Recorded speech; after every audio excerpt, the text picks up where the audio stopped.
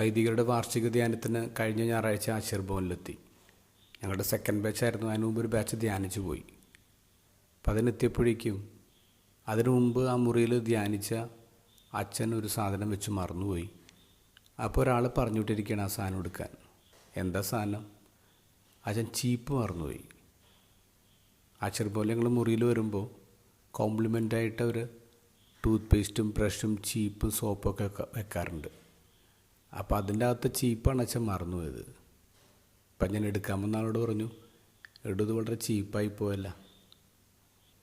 ഇന്നത്തെ ഗോസ്പലിൽ എല്ലാം വിറ്റിട്ട് നിധി ഒളിപ്പിച്ച വയൽ സ്വന്തമാക്കുന്ന ആളെക്കുറിച്ചാണ് പറയുക. ഞാൻ ചിന്തിക്കുന്നത് നിധി ഒളിപ്പിച്ച് വെച്ച വയൽ പ്രീസ്റ്റ്ഹുഡാണ്, പൗരോഹിത്യമാണ്. അത് സ്വന്തമാക്കാൻ വേണ്ടി എല്ലാം ഉപേക്ഷിച്ചോ എന്നുള്ളതാണ് ഇന്നത്തെ ധ്യാനം. സന്തോഷത്തോടു കൂടി ആളെല്ലാം വിറ്റെന്ന് പറയാം. പക്ഷേ ഞാൻ വ്യക്തിപരമായിട്ട് ചിന്തിക്കുകയാണ്, സന്തോഷത്തോടു കൂടി എല്ലാം വിട്ടുകൊടുക്കാൻ ഞാൻ തയ്യാറാണ്. ഇപ്പോഴും വളരെ ചെറിയ കാര്യങ്ങൾ പോലും വിട്ടുകൊടുക്കുമ്പോൾ പെയിൻഫുള്ളാണ്. വിട്ടുകൊടുക്കണം, ഉപേക്ഷിക്കണം എന്നൊക്കെ ഒരുപാട് പ്രസംഗിക്കുന്ന ആളാണ് ഞാൻ.